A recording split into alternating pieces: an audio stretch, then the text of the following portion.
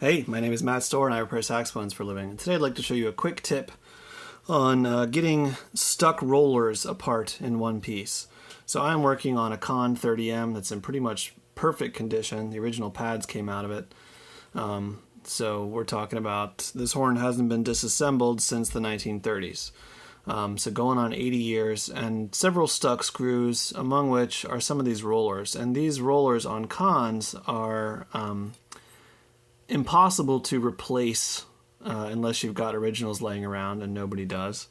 You can make some analogs, but they don't look exactly right. And this thing being perfect, I really want to get this apart without damaging this roller if possible. So I've done all the things that you normally do. I've put penetrating oil on it. I've heated it up a little bit. You've got to be really careful with these rollers. So I've, covered this and heated this rod gently. These rollers, being made of cellulose, will melt or ignite if you're not careful. But they also will crack really easy. And the problem with this one is that the roller, and you'll see this often on many different makes, the roller is stuck to the rod, right? So I can move the rod. The rod isn't stuck, but the roller is stuck. And in that case, I'm going to move to a screwdriver that fits a little better. Okay.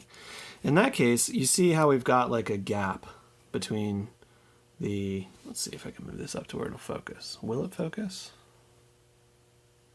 Come on, see if you can do it. There we go. Okay, so you see how there's like a gap on either side?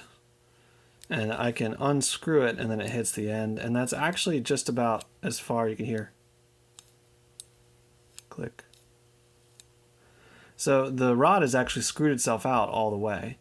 If the rod had more threads on it, then I might be able to keep going, and it might, press itself, the roller might press itself up against this end as the rod extracts itself and free itself.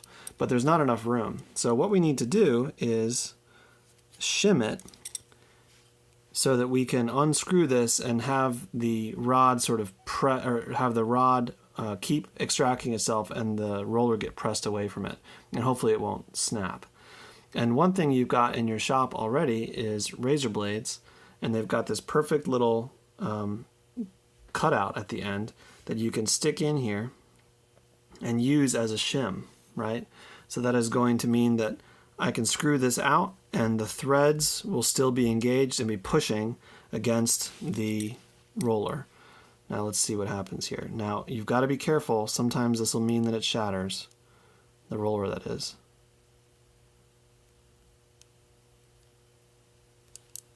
I feel like it's actually moving a little bit. Okay, so now it's gotten to the point where the threads are disengaged. So I'm going to remove it and actually put it in on the other side. Now obviously you want to be careful. I mean, that's still pretty sharp. This is a razor blade I've used a bunch, so it's a bit duller than new, but still, I mean, that could definitely cut me if I were to do it the wrong way.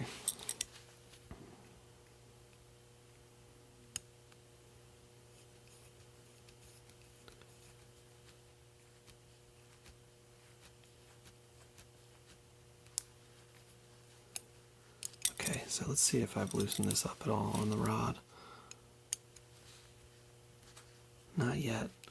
Okay, so I'm going to try this a couple more times off camera, and we'll see if we can actually get this done. But I figure I won't make you watch the whole process. But that's the basic idea. So let's see if I can do this. Okay, so I did it a couple more times, and we're starting to get some movement. So I haven't actually taken it out yet, but you can see I'm going to try and hold it with my finger. Yep, there we go. Got movement in that rod independent of the roller.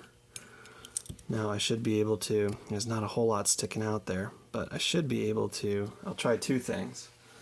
First, I'll try some non-marring parallel pliers. See if I can grip that without squeezing it down. Doesn't look like it. And the next thing I'm going to try are, and you can find these on eBay, Utica 1300-6. These are lineman's pliers. You see that tip there? That's really handy for grabbing stuck rods. You can just grab it by the tip. And it mars it, but it's better than damaging the rod, right? Because I can replace, better than damaging the roller, right? Because I can replace the rod Man, that's not working. So I'm going to try one more pair of pliers I've got. These are pretty aggressive, but they tend to do the job.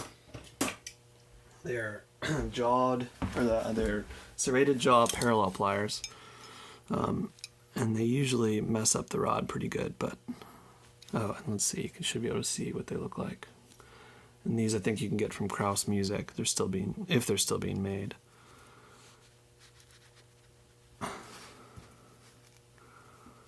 There we go.